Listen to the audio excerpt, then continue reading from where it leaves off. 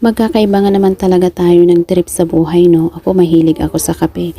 Oo, hindi pwede na wala yan. At mahilig din pala ako sa arts. Oo. Ang gusto ko kasi pag ako nagkakape, ang kaharap ko nakangiti din. Problemado yan, pero pilit kong pinapangiti. Para sa ganun, ang buhay ay masaya. Kailangan natin yan, hindi pwedeng seryoso sa buhay. Mamamatay tayo ng maaga kung lagi tayo nakasimangot sa buhay.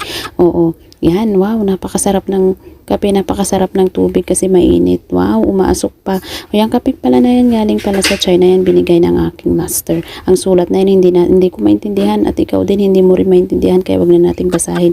Importante yung amoy na lang ng kape. Oo, ganito ang buhay ko mga kaibigan. Masayahin talaga ako. Kaya yung kakapi ko, nakangiti na.